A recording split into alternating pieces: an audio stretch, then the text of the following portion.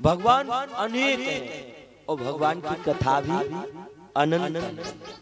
अपने अपने अनुसार सभी कथा कहने वाले कथा सुनाते हैं।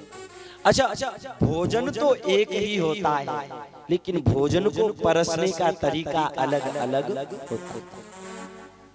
अगर कोई भोजन परस रहा है तो बोलता जाएगा पूड़ी पूड़ी पूड़ी पूड़ी, और कोई कहेगा नहीं नहीं नहीं एक तो लेनी पड़ेगी, एक तो लेनी पड़ेगी। तो परसने का तरीका अलग अलग हो गया ना। कथा तो एक ही है, लेकिन कथा को कहने का तरीका हर वर्ग का अलग अलग होता है। तो कथा कहने वाला वही श्रेष्ठ है। वो कथा कैसे भी कहे, लेकिन उसकी कथा समझ में आने चाहिए। और सुनने वाला वही श्रेष्ठ है जो कथा कहने वाले को नहीं, बल्कि जिसकी कथा हो रही है उसको सुने। कथा भले ही कोई कह रहा है, इससे मतलब नहीं है। कथा कहने वाला बूढ़ा है या फिर बालक है, वो कोई भी उसे मतलब नहीं। उसे अपने राम से मतलब है, उसे अपने कृष्ण से मतलब, उसे कथा से मतलब है। और भागवत कथा एक ऐसी कथा है, अगर इस कथा में से झूठे शब्द भी ले लिए जाए तो वो भी जीवन में उद्धार कर देते। ऐसे समझो। एक बार क्या हुआ, एक गांव में भागवत हो रही थी, तो एक देवी जी ने अपने पति देव से कहा कि भाई तुम कोई पुण्य धर्म तो करते नहीं हो, दान तो करते नहीं हो, पूजा तो करते नहीं हो, बगल में भागवत हो रही है, वो भागवत ही सुनने चले जाओ। तो वो अभिमानी आदमी था, पैसा वाला, भागवत कथा सुनने गया। तो अब भागवत कथा में यदि कोई वीआईपी आ जाता है तो उसका स्वागत करते हैं ना। तो वो वीआईपी था, तो लोगों ने स्वागत किया, आइए आइए। अब वो आ गया, लोगों ने कहा बैठिए, तो वो बैठ गया। अब कथा चालू। अब अभिमानी आदमी पैसा के घमंड में कथा में बैठ तो गया, लेकिन कथा अच्छी नहीं लगी तो सो गया। अब कथा में सो गया। 4 घंटे व्यास जी ने कथा करी, और कथा करने के बाद व्यास जी उतर के चले गए। वो कथा में सो ही रहा है। अब वो झाड़ू लगाने वाला आया, बोला जाइए जाइए। अब ये जगह पर कथा हो गई, बोले हाँ। तो ये बोला आज व्यास जी ने कथा सुनाई नहीं। वो बोला भले आदमी, व्यास जी ने तो कथा सुनाई थी, तुम ही सो गए थे।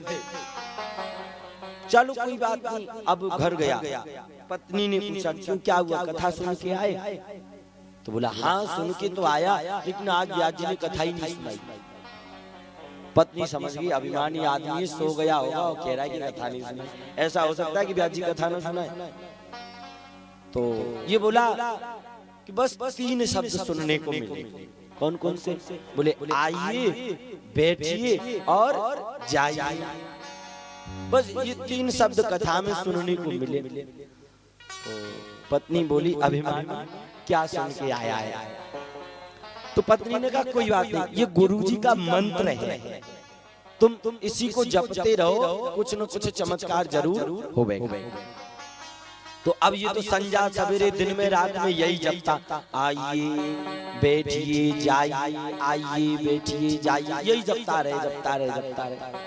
और रात के 1-2 बजे जग रहा था, तो वही आइए बैठिए जाइए ऐसे जप रहा था। इतने में घर में आ गए चोर। अब चोर आए तो ये बोला आइए, और चोर घबरा गए कि जग रहा है, आज तो पकड़े गए। और चोर कप गए। अब चोर आगे बढ़े तो ये बोला बैठिए। अब चोर ज्यादा ही घबरा गए कि अब तो यहाँ से मतलब फंस गए। तो चोरों ने बोला नहीं, हमें क्षमा कर दो, हम गलती से तुम्हारे घर में आ गए, अब नहीं आएंगे कभी भी, हम जा रहे नहीं, बैठिए। तो अब चोरों ने क्या किया, बगल के घर में से जितना धन चोरी करके लाए थे ना, वो सब धन इसी के सामने रख दिया, हमें क्षमा कर दो। और चोर जाने लगे। तो ये बोला जाइए। अब चोर चले गए। अब प्रातः हुआ तो देवी जी जग करके आई, और देवी ने सामने संपत्ति धरी देखी। अरे कहाँ से लाए हो, क्या है? तो ये बोला हमें नहीं पता था, गुरुजी का मंत्र इतनी जल्दी काम कर जाएगा। क्या मतलब? अरे हम तो गुरुजी के मंत्र को जप रहे थे और इतने में चोर आए, चोर रख के चले गए। अच्छा, ये तो हास्य हो गया। अब इसका निचोड़ समझो। भागवत कथा सुनने गया, इसने भागवत कथा नहीं सुनी, भागवत कथा में से झूठे शब्द सुने और झूठे शब्द सुनने से इसके जीवन में चमत्कार हो गए। एक बात बताओ, आदमी झूठे शब्द सुन लेता है तो उसके जीवन में चमत्कार हो जाता है, तो क्या सच्चे शब्द सुनने से चमत्कार नहीं होगा? हाँ जी ना जी तो बोलो। अगर सच्चे शब्द सुनेगा, अगर अच्छे से कथा सुनेगा तो जरूर ही कुछ न कुछ चमत्कार हो जाएगा। ये भागवत की महिमा है। परमात्मा इतना दयालु है, पूछो ही मत। श्री बाल कृष्ण लाल की जय हो। जय जय श्री राधेश। हो न जाने कौन से गुण पर दयान धेरे जे जाते हैं। कौन से गुण पर दयान धेरे जाते हैं। न जाने कौन से गुण पर न जाने कौन से गुण पर दयान धेरे जे जाते हैं। न जाने कौन से गुण पर दयान धेरे जाते हैं। श्री राधे।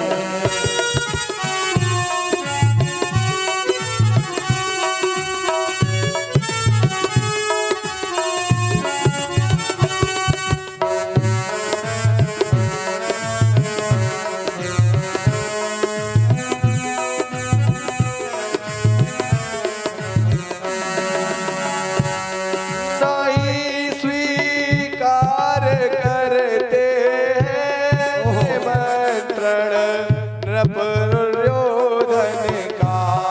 नहीं स्वीकार करते हैं नृप दुर्योधन का। हरि बोल। विदुर के घर पहुँच करके भोग छिलकों का लगाते हैं। न जाने कौन से गुण पर दयान करते हैं। और दुर्योधन ने निमंत्रण किया, 56 प्रकार के भोजन बनाए और कृष्ण कहाँ गए? विदुरानी काकी के यहाँ। और विदुरानी काकी के यहाँ भगवान केले नहीं खा रहे, केले के छिलके खा रहे हैं। क्यों? क्योंकि न जाने कौन सा गुण विदुरानी काकी का भगवान को अच्छा लग गया। हरि बोल।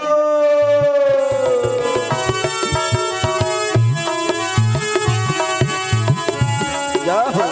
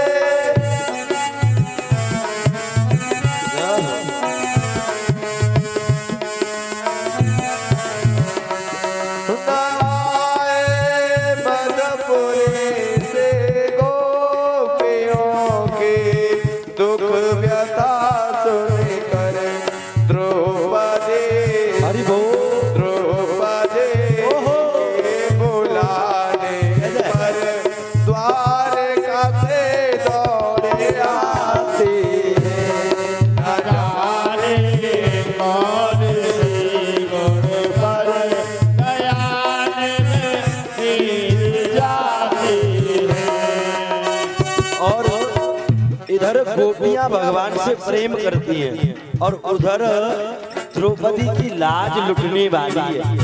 दुशासन साड़ी को उतार रहा है और द्रौपदी ने क्या किया, दोनों हाथ ऊपर कर दिए। अगर लाज तुम लुटवाना चाहोगे तो लुट जाएगी और तुम बचाना चाहोगे तो बच जाएगी। भगवान ने साड़ी का रूप ही ले लिया। हरि बोल।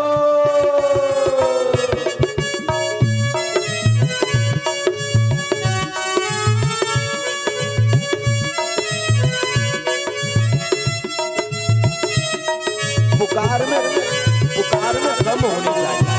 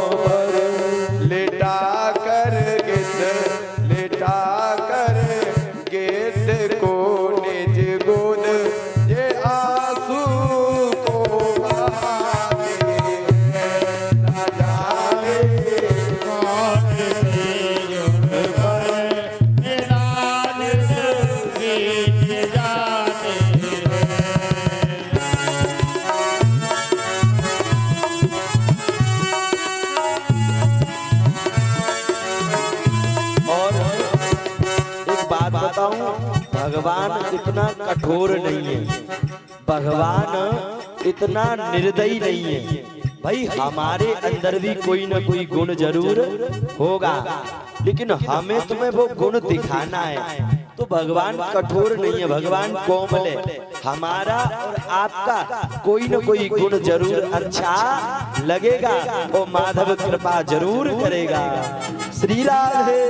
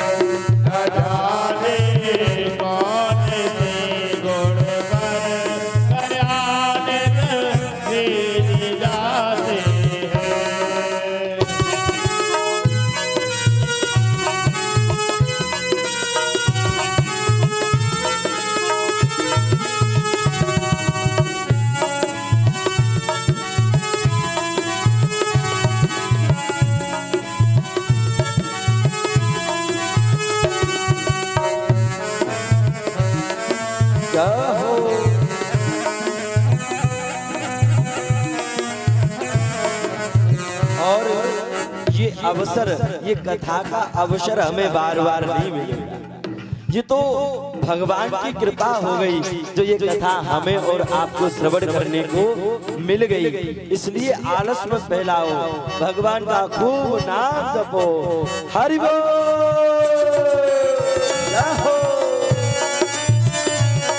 श्री राधे।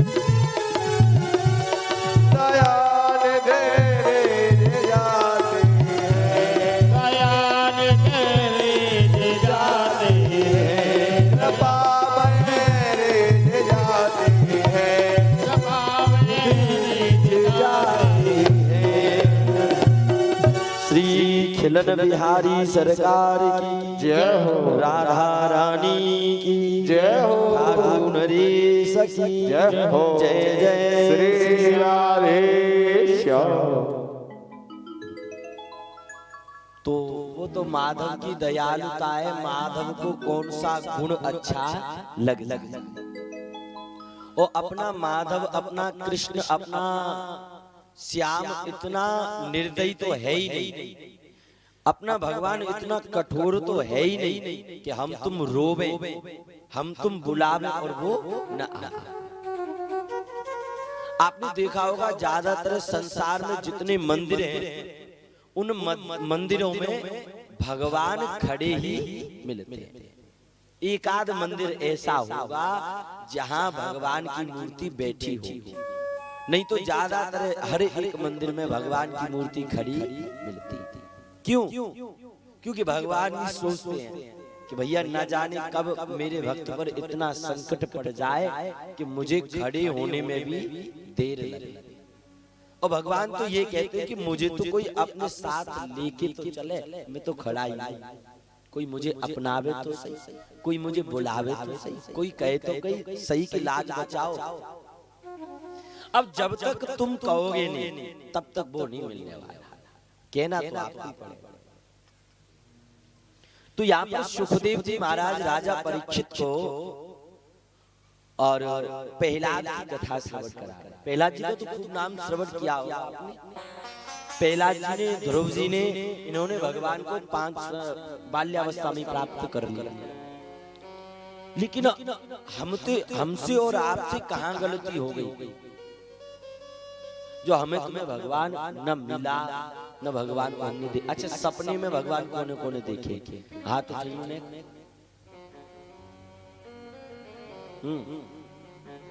हाँ, अच्छा तो सत्य तो बोल रहे हैं कम से कम।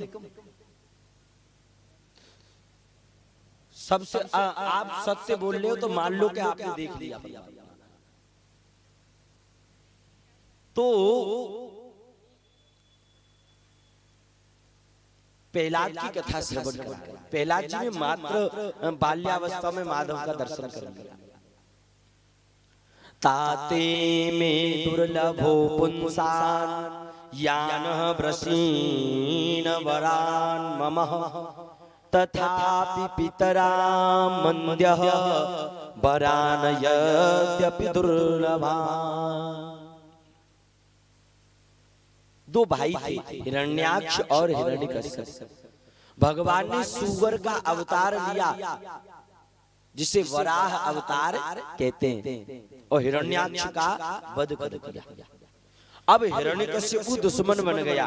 भगवान नारायण का, अच्छा मेरे भैया को मार दिया नारायण ने सुअर बन के, अब मैं नारायण से लड़ूंगा, नारायण को नहीं छोड़ूंगा। हिरण्यकश्यप ने मंदरांचल पर्वत पे कठोर तपस्या करी। भगवान ब्रह्मा जी प्रकट हो गए। परम प्रियात परम, अरे बेटा वरदान मांगो, वरदान मांगो। हिरण्यकश्यप बोला, महाराज सूदी सूदी बात है, हमें अजर अमर करो। ब्रह्मा जी बोले, भले आदमी अजर अमर तो हम ना ले, हमारी भी 2 परार्ध की आयु निश्चित है। ब्रह्मा जी है ना, वो भी कभी कभी बदलते रहते हैं।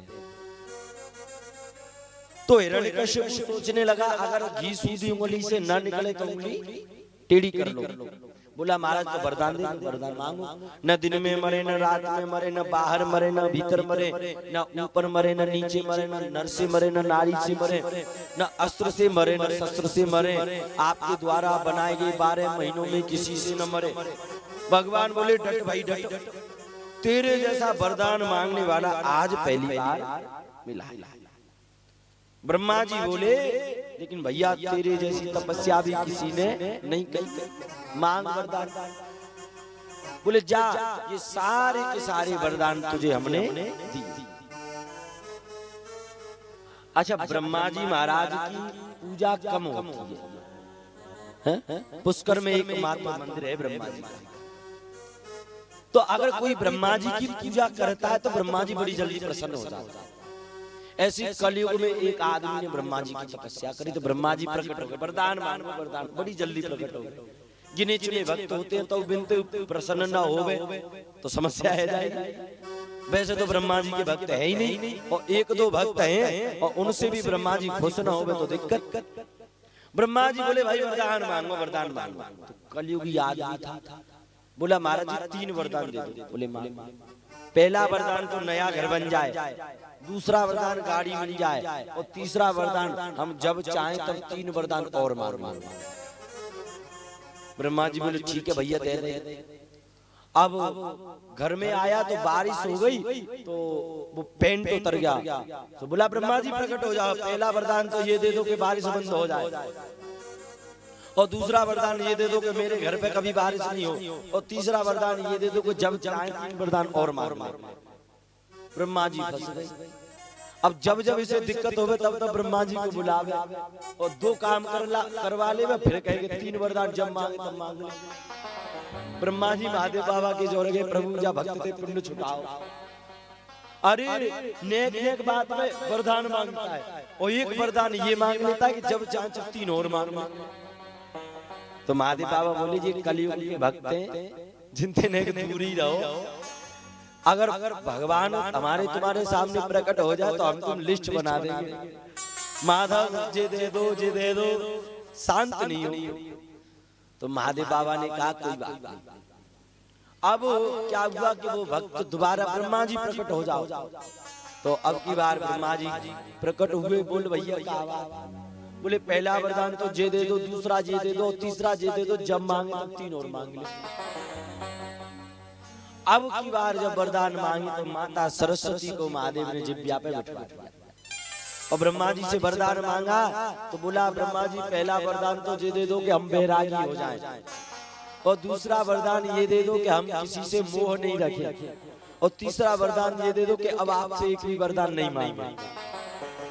ब्रह्मा जी बोले भले आदमी तो जो चाहिए वो ले ले, पर हमारो पीछो छोड़। यानी कि ब्रह्मा जी महाराज बड़ी जल्दी प्रसन्न हो जाते हैं, और ब्रह्मा जी से अगर कोई भी वरदान मांगे तो जल्दी दे देते हैं। तो हिरण्यकश्यप ने वरदान मांगे तो ब्रह्मा जी ने कह दिया भैया भले आदमी तो सबके सब वरदान दे दिए, जा। दिग्विजय करने निकला हिरण्यकश्यप। सोचने लगा अब मुझे कोई नहीं मार पाएगा। अब इंद्र देवता से रोज पानी भरवाता है राक्षस हिरण्यकश्यप, और पवन देवता से रोज झाड़ू लगवाता है। देवता दौड़े दौड़े नारायण के जोड़े गए, प्रभु पापी ते पिंड छुटाओ। हिरण्यकश्यप को परेशान कर रहा है। तो भगवान बोले सदा दिन रहतन एक समान, नोचे चितो व्यसनेषु निष्प्रियः श्रुतेषु दुष्टमेजिनः। तो सदा दिन एक जैसे नहीं रहते हैं। इस हिरण्यकश्यप के 4 बालक हैं, राध, अनुराध, सहराध और प्रहलाद। प्रहलाद जी महाराज सबसे छोटे हैं भैया। प्रहलाद जी महाराज को बचपन से ही एक गिरह लग गया। गिरह जानते हैं? सूर्य, चंद्र, मंगल, बुध, शुक्र, ये सब गिरह। देखो 9 ग्रह होते हैं। अगर ये 9 ग्रह किसी को लग जाए तो पंडित जी महाराज पूजा करके ग्रहों को शांत कर देंगे। लेकिन इन 9 ग्रहों के अलावा एक और ग्रह है, 10वां ग्रह, और ये ग्रह बड़ा खतरनाक है। पहले तो ये ग्रह ज्यादा जल्दी किसी को लगता नहीं है, और लग जाता है तो फिर परमानेंट लग जाता है, फिर किसी को छोड़ता नहीं। ये कौन सा ग्रह है भैया? कृष्ण ग्रह ग्रहीतात्मा न वेद वेद जगदीश्वर, कृष्ण रूपी ग्रह।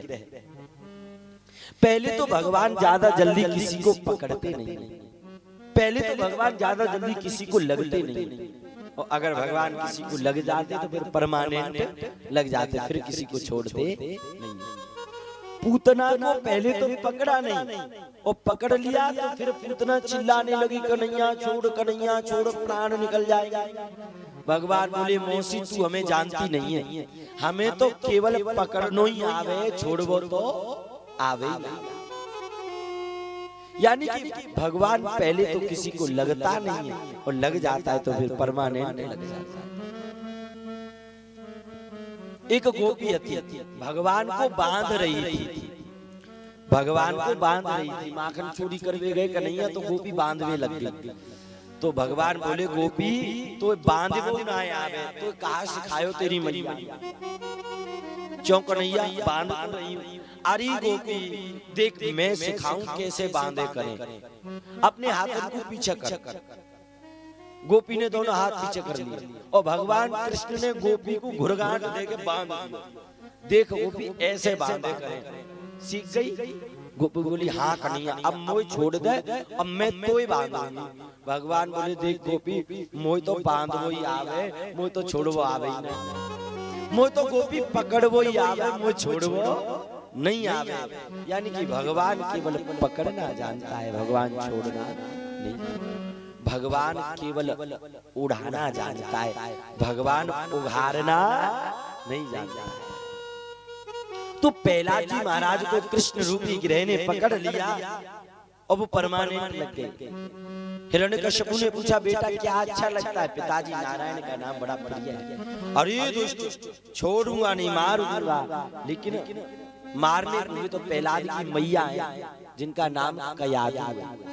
कयादु मैया ने पकड़ लिया, बालक भूल जाएगा, विद्यालय में भेजो। तो प्रहलाद जी विद्यालय में पढ़ाई कर रहे हैं, लेकिन प्रहलाद जी का मन नहीं लग रहा। तत्साधु मन्ये सुरवर्य देहिना सदा समुद्धिक्तानि मसदं गृहातः हित्वात्मपातः गृहमन्दकूपं वने गतो हरिमाश्रयेतः। जब प्रहलाद जी विद्यालय में रह रहे तो हिरण्यकश्यपु गया बेटा सबसे अच्छा पाठ कौन सा याद किया? प्रहलाद जी बोले एक ही पाठ याद किया, सब कछु छोड़ छाड़ के जंगल में जाके नारायण नारायण जप जप। हिरण्यकश्यपु को क्रोध आ गया, अरे अब तक तो केवल नारायण का नाम लेता था, अब जंगल में जाने की बात करता है, अब नहीं छोड़ूंगा, अब तो मार ही दूंगा। और जैसे ही मारने को हुआ तो बेटे पर दया आया, बेचारे की जाकी गलती का है, गलती तो विद्यालय में जो पढ़ा रहे हैं उनकी। और प्रहलाद जी के गुरुजी कौन है? संड और अमर, शुक्राचार्य जी के बेटा। बेटा प्रहलाद तुम जाओ अपने गुरुजी को भेजो। संड अमर का महाराज तुम काहे को परेशान भाई, हमें ये बुला लेते, वो सब छोड़ो, ये बताओ विद्यालय में क्या पढ़ाते हो? सब सरकारी विद्यालय तुम्हारी अनुमति से चलता है। तुमने कहा कि गा से गणेश पढ़ाना बंद करो, गणेश जी देवताएं और हम राक्षस हैं, अगर राक्षस देवताओं का भजन करेंगे पढ़ेंगे तो सांप्रदायिकता फैल जाएगी। तो हमने गा से गणेश जी हटा दिए, गा से गधा पढ़ाना चालू कर सरकारी विद्यालय। तो मेरा बेटा प्रहलाद कैसे अटपटी बात है? अरे प्रहलाद तो पहले से ही पढ़ा पढ़ाया आया। अब की बार अगर प्रहलाद ने नारायण का नाम लिया तो प्रहलाद को बाद में मारूंगा, पहले तुम्हें मारूंगा। गुरुजी की धड़कन तेज है, चौड़े प्रहलाद ने बता भैया हमने तो कब कही कि सबको जो छोड़ छाड़ के भजन करना चाहिए। दैत्ये चंदने बने कंटकद्रुवम, दैत्यों के चंदन जैसे बगीचे में तू कहां से आ गया? बम्बूर का वृक्ष समझाया। और यहाँ पर प्रहलाद जी को मास्टर डांट लगा रहे हैं। अच्छा मास्टर में और गुरुजी में अंतर है। गुरुजी कौन है? गुरुजी वो है जो अंधकार से प्रकाश की ओर ले जाता है। और मास्टर कौन होता है? माँ से याचयति धनम सह मास्टर, जो महीना की पहली तारीख पे घर को फोन कर देते कि बेटा की फीस जमा कर दो, वो मास्टर होते हैं। और गुरुजी ऐसे नहीं होते। तो प्रहलाद जी से वार्तालाप इत्यादि हुआ, प्रहलाद जी को डांटा, प्रहलाद जी को कुछ काम दे दिया गया। तो प्रहलाद जी राक्षसों के बालकों को ज्ञान दे रहे हैं। कौमारम आचरित प्राज्ञो धर्मान भागवतानिह दुर्लभम मानुषे देहो तदप्य ध्रुवमर्कदम। अरे राक्षसों के बालकों, ये मनुष्य की देह बड़ी दुर्लभ है, तुम भगवान का भजन करो। तो राक्षसन के बालक बोले खुद की तो बुद्धि खराब है ही, हमारी बुद्धि और खराब कर रहे। अरे भजन तो बुढ़ापे में किया जाता है। तो प्रहलाद जी बोले न्यों बताओ, ऐसा आपके पास कोई स्टाम्प पेपर है जिसपे ये लिखा हो कि तुमको बुढ़ापा आवेगा? भैया बुढ़ापा आवे तो पहले ही गोविंदाय नमो नमः है गई, तो कहाँ पर तो कब चले जाए। तो प्रहलाद जी ने पूछा अच्छा न्यों बताओ तुम सबकी उम्र कितनी कितनी? बोले भैया कम से कम 100 वर्ष तो जिएंगे ही जिएंगे।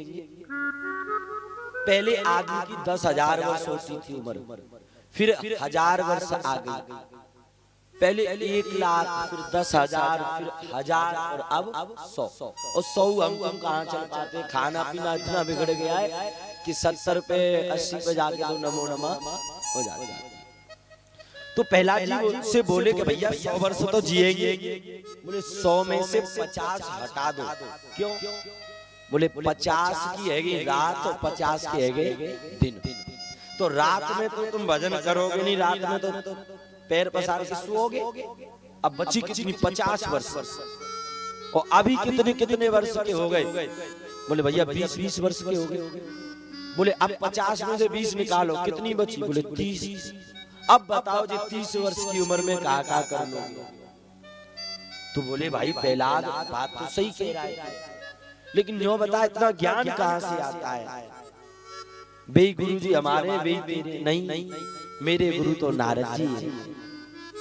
अपनी मैया के गर्भ में बैठे बैठे मैंने नारद जी से पूरा ज्ञान सीख लिया। तो यहाँ पर प्रहलाद जी खड़े हो गए और प्रहलाद जी ने कहा कि सुनो, जो मैं पीछे पीछे बोलूं वही तुम बोलते जाना। एक दूसरे का हाथ पकड़ लिया राक्षसों के बालकों ने, और राक्षसों के विद्यालय में आज प्रहलाद जी संकीर्तन करवा रहे हैं। श्रीमन नारायण नारायण नारायण, श्रीमन नारायण नारायण नारायण, नारायण नारायण नारायण, श्रीमन नारायण नारायण नारायण, श्रीमन नारायण नारायण नारायण, नारायण नारायण नारायण, लक्ष्मी नारायण नारायण नारायण, श्रीमन नारायण नारायण नारायण। राक्षसों के बालक नारायण नारायण गाने लग गए। प्रहलाद जी नारायण नारायण गाने लग गए। अब नारायण नारायण की आवाज ध्वनि षंड अमरक के कानों में गई गुरुजी के में, और गुरुजी ने शिष्य भेजे, और शिष्यों ने जैसे ही प्रहलाद को और पकड़ा तो आज वो शिष्य भी श्रीमन नारायण नारायण नारायण, ओ श्रीमन नारायण, हरि बोल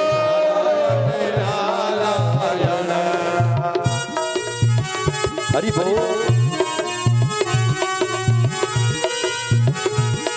नारायण भगवान की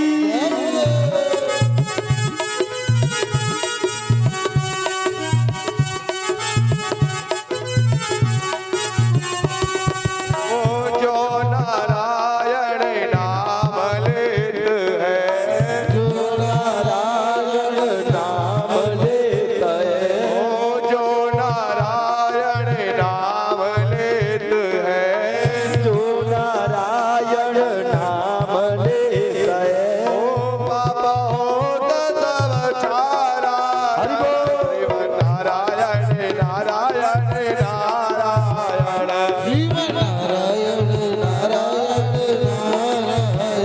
और जैसे ही नारायण नारायण की ध्वनि होने लगी तो शिष्य वापस नहीं आए, तो गुरुजी खुद आए, और गुरुजी ने संकीर्तन बंद करवाने के लिए प्रहलाद पर झपट्टा मारा। तो अब गुरुजी भी नारायण नारायण गाने लग गए। हरि बोल। नारायण नारायण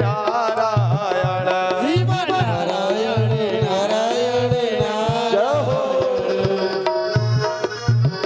हे हरि।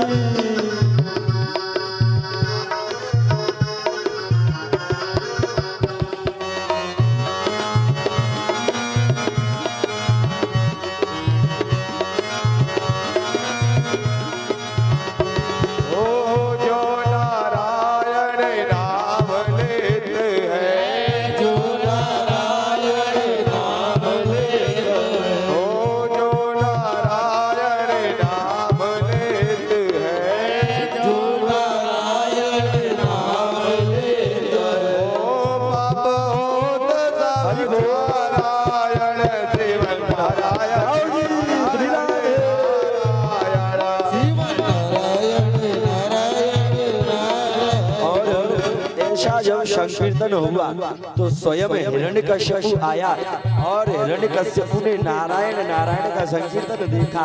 प्रहलाद जी महाराज नारायण नारायण गा रहे हैं, सभी नारायण गा रहे हैं। तो हिरण्यकश्यप को क्रोध आ गया और संकीर्तन वहां पर बंद कर दिया। प्रहलाद जी ने, सभी भक्तों ने नारायण भगवान की जय हो। अब हिरण्यकश्यप को क्रोध आ गया, आदेश दे दिया, ले जाओ ऐसे बालक की मुझे बिल्कुल जरूरत नहीं। प्रहलाद जी को सैनिक ले गए, पहाड़ों पर से गिराना चाहा, नीचे कांटे हैं, देख प्रहलाद अगर इन कांटों में गिराना तो तू मर जाएगा। प्रहलाद जी ने नेत्र बंद कर लिए और जैसे ही सैनिकों ने धक्का मारा तो नीचे कांटों पर नहीं बल्कि प्रहलाद पुष्पों पर गिरे हुए। जाकू राखे साइया मार सके ना कोई, बाल न बांका कर सके चाहे जग बेरी हो। बंद कमरे में प्रहलाद को कीड़ा बिच्छुओं के बीच में छोड़ दिया और गरम गरम खंबे से चिपकाया गया। बगल में एक कुम्हार अपना पाक बना रहा था, उसके घड़े में एक बिल्ली के बच्चे रह गए। प्रहलाद ने देखा कि इस घड़े में से वो बिल्ली के बच्चे कैसे बच जाएगा, लेकिन देखा उस अग्नि के बीच में से भी बिल्ली के बच्चे जिंदे निकले। प्रहलाद ने सोचा, अरे जब ये बिल्ली के बच्चे इसमें से जिंदे निकल सकते हैं तो ये गर्म खंबा अगर मैं इससे भगवान मान के चिपक जाऊंगा तो परमात्मा मेरी रक्षा करेगा। भगवान उस पर चींटी का रूप लेकर के टहल रहे हैं और प्रहलाद से कहा कि इस गर्म खंबे से चिपक जाओ। तो प्रहलाद जी ने क्या किया, प्रहलाद जी ने दोनों भुजा फैला ली और उस लोहे के खंबे से गर्म से ऐसे चिपक गए जैसे मानो अपने भगवान के गले लग रहे हैं। प्रहलाद जी को वहां भी कुछ नहीं हुआ। होलिका के द्वारा जलाया गया, पहाड़ों से नीचे गिराया गया, कमरों में बंद कराया गया, सर्प वृक्षियों को ऊपर छुड़वाया गया, लेकिन प्रहलाद पर कुछ भी असर नहीं हुआ। प्रहलाद की रक्षा हो गई। हिरण्यकश्यप बोला, बोल कहाँ है तेरा परमात्मा, आज नहीं छोड़ूंगा तुझे, आज देखता हूं तेरा परमात्मा कैसे तेरी रक्षा करता है। प्रहलाद जी बोले, न्यों मत पूछो मेरा परमात्मा कहाँ है, ये पूछो मेरा परमात्मा कहाँ नहीं है। हो हरि व्यापक सर बत्र समाना, हो हरि व्यापक सर वत्र समाना, प्रेम से प्रकट होए में जाना राम। सीताराम सीताराम जय जय राम राम, सीताराम सीताराम जय जय राम। ऐसा कौन सा कण नहीं है जहां भगवान नहीं। सब घट मेरो साइया और खाली घट नहीं कोई, बलिहारी बा घट की सोचा घट प्रकट हो। सिया राम मय सब जग जानी, करहूं प्रणाम जोरी जोग पानी। भगवान हर जगह। प्रहलाद क्रोध आया, बोल कहाँ है प्रहलाद तेरा परमात्मा, इस खम्भे में। हिरण्यकश्यप को क्रोध आ गया, जोर से खंबे को तुड़वाया गया तो उस खंबे में से स्वयं भगवान नरसिंह प्रकट हो गए। नरसिंह भगवान की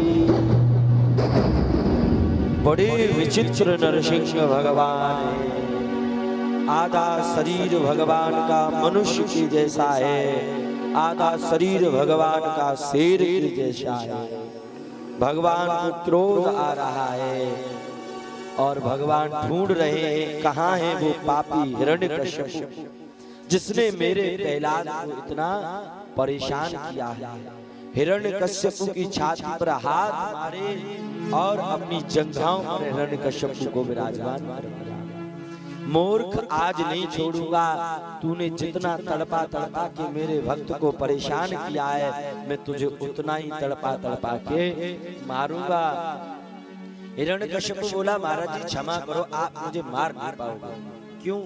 भैया हमने वरदान मांगे, न नर से मरेंगे न नारी से मरेंगे। भगवान बोले, भले आदमी ने ऊपर से नीचे को देखिए हम कौन है। तो देखा ना तो प्रभु आप नर हैं और ना ही आप नारी हैं, आप तो नर सिंह हैं। हिरण्यकश्यप बोला, महाराज जी फिर भी नहीं मरेंगे। आप क्यों नहीं मरेगा? वरदान मांगा है, ना ऊपर मरेंगे ना नीचे मरेंगे। भगवान बोले, भैया ध्यान से देख तू कहाँ है? तो ना तो ऊपर है और ना नीचे है। भगवान ने जांघों पर विराजमान। बोला फिर भी नहीं मरूंगा। अब क्यों नहीं मरेगा? वरदान मांगा है, न अस्त्र से मरूंगा न शस्त्र से मरूंगा।